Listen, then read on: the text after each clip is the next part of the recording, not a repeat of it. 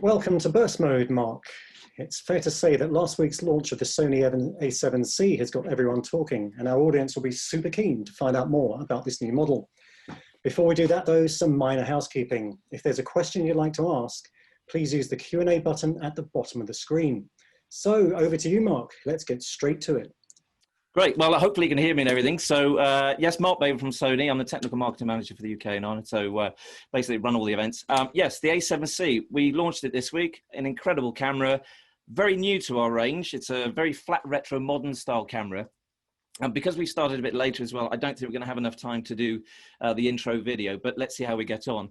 But yes, the A7C, brand new. It's about the same size of the A6600. And about 20% smaller than the A7C. So a new concept to the range. If you're familiar with the Alpha range, then we've got a central viewfinder, obviously a lot smaller than the DSLR, and our own A-mount range as well. So I've had a chance to use it, limited time, but a very small, lightweight, very fashionable, retro, flat modern style design, which is very appealing to a lot of people. Indeed it is. It certainly looks that way. Is the brand targeting buyers who might be new to Sony, Mark, with that design, do you think? Yeah, look, I'll just show you the picture of, you can hopefully see me in the corner here, for those that are joining. Yeah, so who is it aimed at? I mean, obviously, if you're a Sony user, it could be used as a camera to complement your range. It's not just a stills camera, it's also a very high spec video camera as well. So it'll shoot 4K, 30p, it'll shoot full HD, it'll do slow-mo, it'll do time-lapse.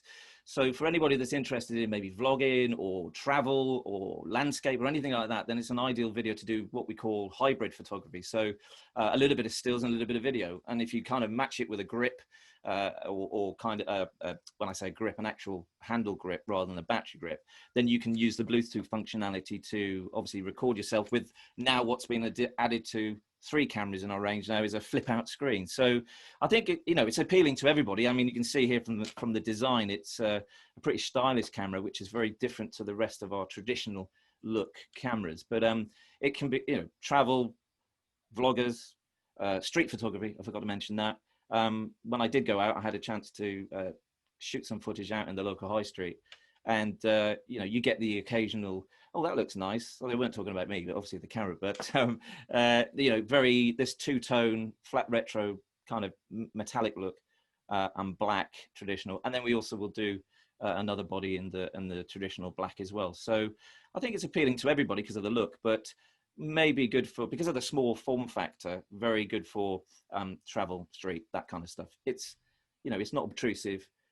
If you use the silent mode and you can control it with your smartphone as well, you could get some really discreet, candid photos that you may not get with, say, a larger camera holding it to the eye, or a DSLR, for example. So I think it's appealing to a majority of people out there. But yes, a very good looking camera. Indeed it is. And can you tell us about the brand new kit lens that it's being bundled with?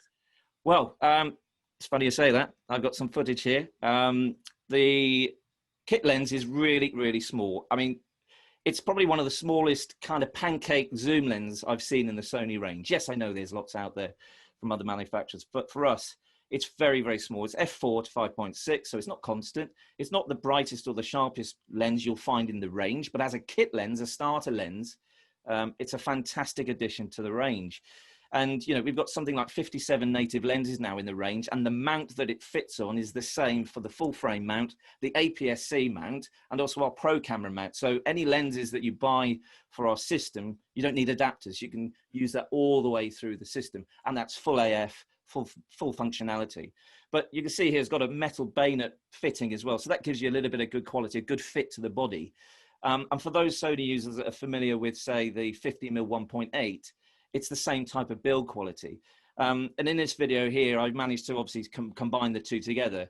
And the look and the feel to it, actually, it's, I think, 45mm high when it's not extended. So it's really, really small. And I think the two complement each other very, very well. And when I did have a chance to test, we used the 16 and the 20mm APS-C lens.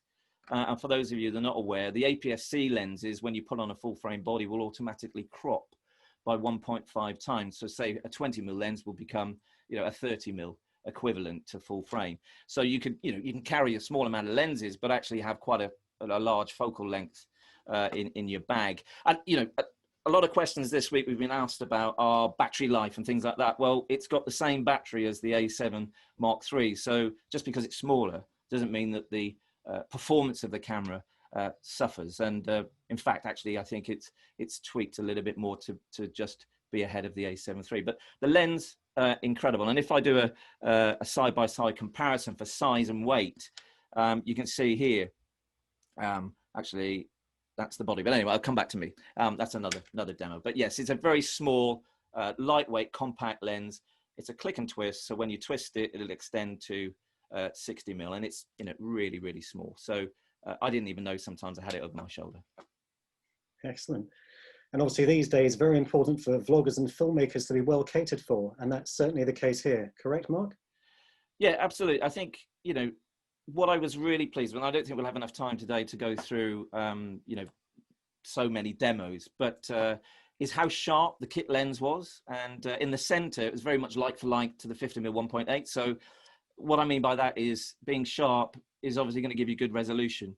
And, on, more entry level lenses, the further you use the whole elements of glass, you do get artifacts in the corners, etc. So, for a starter lens, it's very good. It's good for video. I mean, the A7C, I was just trying to think that there's so many cameras we talk about, so many model numbers. The A7C also has auto eye focus in video, which is the same as what I'm streaming with now, the A7R4 with eye autofocus. So I've basically used the focus area to this part of my face. It won't hunt anywhere else outside that box.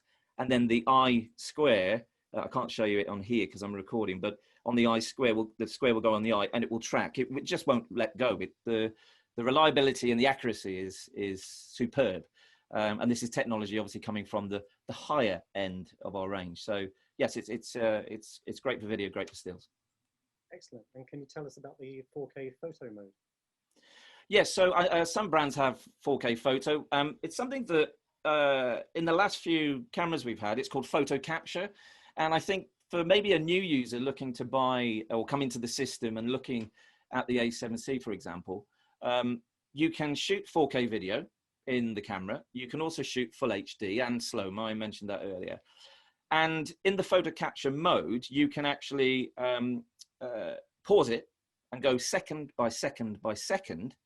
And when you find that, this is great for high frame rates. So if you're, photographing motorsport, sports, or even my kids, might come in the shed in a minute and interrupt us. But if they come running in, I can video it, play it back in the camera, take the scene I want, press the down button, and it saves in full HD, a 2 million pixel JPEG.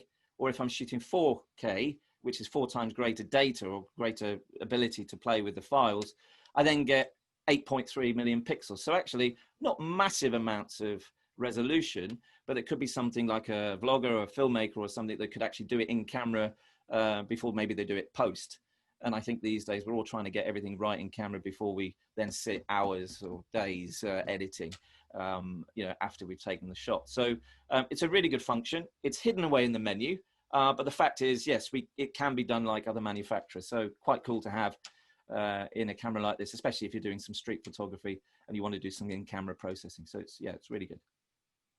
Excellent. Are you able to play us the video that you made? Yeah, absolutely. So here we go. This was a demonstration in the back of my garden, obviously with lockdown and social distancing. I even though I did go out, I tried to do as much as I could in the garden. And basically what I'm doing here is I'm just showing the focus mode. So I'm shooting in autofocus continuous. This is with the kit lens as well. And I choose the wide area, for example, and then go to zone. And I can isolate like quadrants of the sensor where it will just focus on that area. And because it was windy, it's not focusing or hunting anywhere else.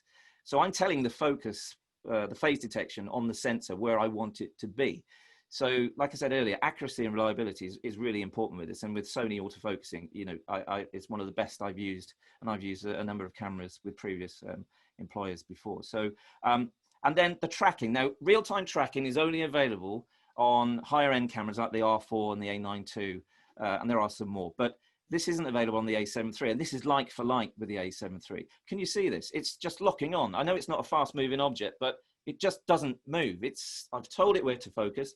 I've told it, it's then realized where it wants to be, and it will stay in that area. It's so accurate that you're getting this in this small form factor.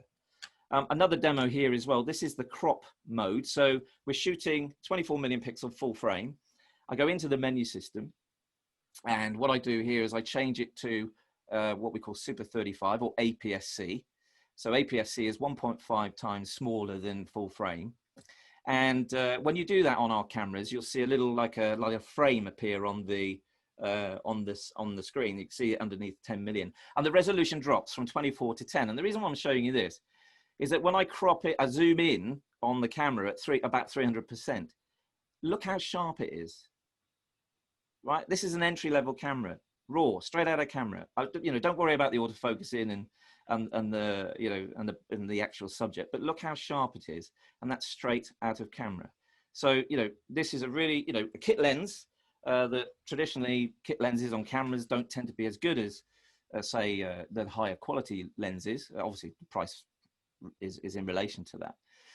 And now we show you the photo capture mode as well. So a lovely picture of me. This is where I did some vlogging when I was creating the content for our retailers. And here we go. So I've just got a very short footage. I pause it. I then bring up the menu system, which is photo capture. There it is in playback mode. I go into photo capture. And like I said earlier, I just play this back. And the next demo is really important, actually, if you stay with us, the eye autofocus. And there we go. You can see icons there. The bottom icon on the circle is the capture. So, if I want a lovely photo of myself talking to camera and print it out on our house, somebody caught me, that was laughing and joking with me there. But what I basically do is find the point, press the down button, and it saves a picture. It's as simple as that. So in that, I don't know, 8-second, 20-second content, I can take a lot of frames from that. So it's going to be better for movement. It's going to be better for fast moving objects, that kind of stuff. You can see there I can go through it slow mo, take the shot and save it. And if you shoot 4K, it's 8.3 million pixels. If you shoot full HD, it's 2 million pixels. Okay, and then finally, eye autofocus. I had some great fun with this. In video, you don't find this in all our cameras, and I think if this is the standard going forward, then fantastic. But just have a look at this. So I'm recording the back of the camera. I walk in front of the camera, so nobody's controlling the camera. All right, and then I turn around, and the eye box focuses on my eye. Look how good was that? Wild, wild animal in the jungle. Look, moving around. Fantastic. So it just locks on, and when I play that back, pretty much the eye is in focus. So really amazing technology from Sony that you find now in a number of our cameras, and now in the A7C as well. Excellent. Great stuff. Thanks for sharing that, Mark. Sony A7C goes on sale next month for £1,900 and $1,800 US. Now we're going to take some questions from our audience. So cool. If you have a question, please use the Q&A button.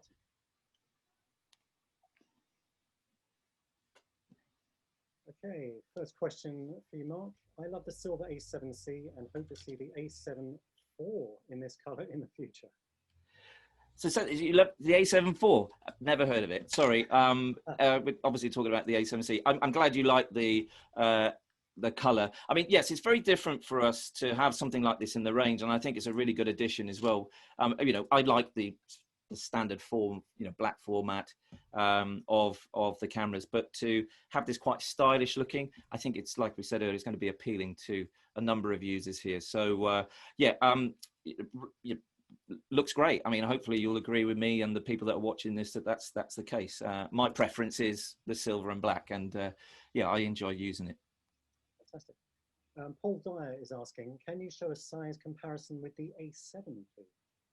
Yes, I do have that. So let's do that now. So I was showing it earlier. This is the A60-600. It will come onto the A7 as well. You can see the two together is I think it's 1% bigger, 10% in volume. So you can see side by side, the A6600 grip is a little bit bigger. I prefer that, but it's still comfortable to hold on the A7C. And you've got to remember, you know, for our engineers to get that viewfinder in that small body with a full frame sensor is pretty impressive. So, you know, to have that viewfinder in it is excellent. Yes, it's small. Yes, it's not as big as, say, the other viewfinders we have as well, but it's definitely, you know, well-received addition. And of course, the flip-out screen. So the A6600, where you have the kind of more tiltable screen, we now have the fully retractable pull-out screen as well. So the two together, you know, if you're used to the A6600, the form factor between the two is very similar indeed. And I'm hoping now I bring in the A7 III. Yes, there we go. So this is the A7 III, the traditional Alpha 7 look, which we have throughout the whole range. And as you can see here, I think we're 20%, 22% volume smaller, and about 20% smaller as well. But the battery life is the same. The autofocus is the same. In fact, it's got a new, the newest, latest processor. So you're gonna, you know, it's like anything when you buy new technology. I found that the focusing actually was just slightly ahead of the A7 III. Not forgetting that the A7 III is obviously a very good camera, you know, globally for a lot of reasons. So from that point of view, hopefully you can see here that there is a big difference in style and size and weight, but there's no difference in picture quality. The video capabilities, you know, added additions like the real-time IAF, you know, which you don't get on the A7 III. So there are some positives. There are some changes in the camera as well compared to the A7 III. And I think, you know, if you are already happy with the A7 III and you're looking for something a little bit smaller, then, you know, this is a great, you know, camera to complement that. And at the same time, you know, if you don't take your A7 III out, street photography for whatever reason, and you want to look a little bit more stylish with the silver and black, then you can. Niall, how much time have we got left? I think we've booked around another five minutes or so. Okay. Would it be possible I could play the video? We interviewed our ambassador, Ron Timmerhin, which just gives us an overview of, I was going to play it earlier, but would it be possible if we could just play some of it now? Why not? Let's go for it, yeah. Okay, let's do it.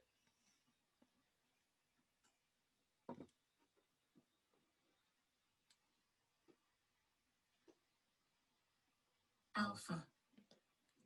Hi, I'm James Loader. I'm the Pro Marketing Manager for Sony UK and Ireland.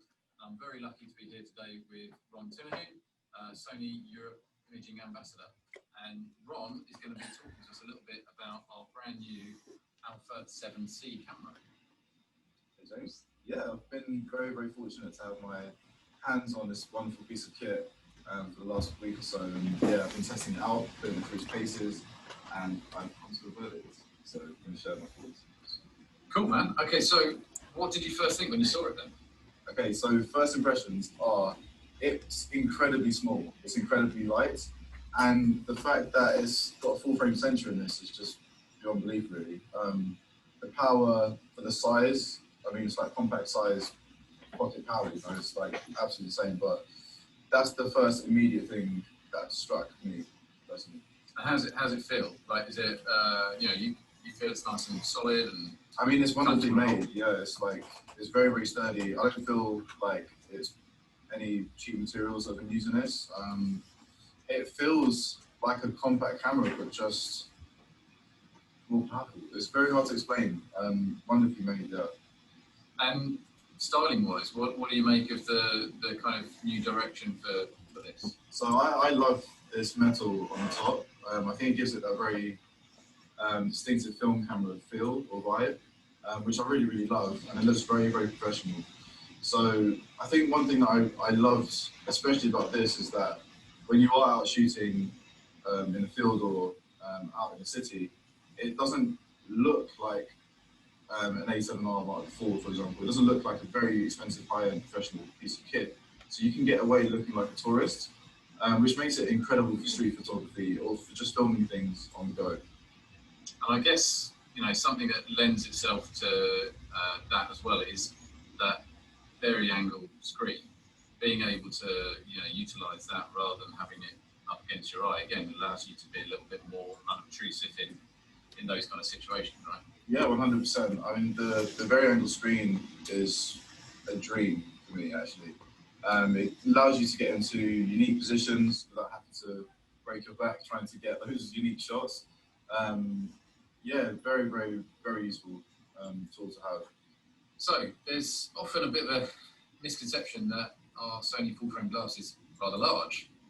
What glass did you take out and play with this? I mean, there are tons of small lenses. I mean, Sony's range of lenses is extensive now, you know, and I had great fun playing around with the 35 1.8. I've even got, I think, the 35 2.8 as well, which is, I mean, look at that, it's tiny. Super small, yeah. And I mean, for me personally, the 35mm focal length is one of my favorites to shoot at. It's such a versatile focal length. Also, the 55 is great, 55 1.8. This is, again, brilliant for street photography and portraiture. And the 16 to 35 f4 as well is actually very small. So yeah, brilliant lenses. And it saves me having to pack a lot of different lenses that are normally quite heavy into my bag. I can just take these and sort it for the day. I think, yeah, I mean, you're right, absolutely right. There's a lot of selection in that smaller lens, right? And quite affordable as well, like the 28 f2. For example, that's a super affordable little lens, and you know, very, very small like these ones as well. So you managed to take some lovely product shots as well for us, which is most kind. Normally they're a bit boring, but these are really super. Thank you. And again, it's really showing how small the product is in your hand, right? Yeah. Tiny. But yeah, some really, really nice stuff here. I always impressed that, you know, with such a short amount of time that you got to spend with it, that you're able to get such good stuff out of it. But yeah, it really shows how small. The design is lovely. I mean, everything, it feels like all the buttons are where they should be. If that makes sense. It's just, the ergonomics of this is very good. It just fits in your hand. Even though it's small, you never feel like you're going to drop it or it's loose. Yeah, it's just really, really nice. And I've got to admit, I do really like that kind of retro look to it. It's definitely appealing. So, what did you actually go and shoot? So I shot in my favourite places in London. What I love to shoot, so cityscapes, and yeah, I just put it through its paces. Some of the locations are quite tricky technically to shoot, so I thought it would be a good test to do that. So I think the first location I went to was a place in South Quay. I love this view of Canary Wharf, and this is a prime example where the small size and lightweightness of this camera came into play. I was able to pack my tripod in the same bag as my camera, where normally I would have to have it in a separate bag or on the side of my bag. But because it was so small, I could just pop it in with it, and it made everything so much easier. And so yeah, this was on the tripod, 30-second exposure, and you can see it's sharp. This is at f20, I believe. And yeah, the results are amazing. The dynamic range as well that you get from this, because it's full frame as well. Yeah, second to none really. So low light performance, pretty strong, isn't it? I mean, yeah, for sure, definitely. Yeah, I mean, some beautiful, nice shots. Okay, so I'm going to have to finish there, but I think from Ron's video, you saw now that you know, he really enjoyed it. The quality of the images from Ron for that camera was superb, and I think the low light capabilities we haven't talked about, and the color rendition is excellent. So hopefully you've got a good idea of the quality of the images, and thanks to Ron and James obviously for supporting us with that. I think we're getting to the point where we're running out of time, aren't we? So We are, yes. So, okay, if there are questions we haven't answered, then please obviously push them towards our team that are on the stand as well. So we've got a number of the team ready and waiting. I know they're very busy today, so hopefully they'll be able to answer any questions with you if you haven't had a chance to ask me today as well. So sorry about the delay this earlier. No worries. Well, thanks again for joining us on Burst Mode, Mark. The A7C looks like a great addition to the Sony family. That's it for now from Burst Mode. Thanks for watching.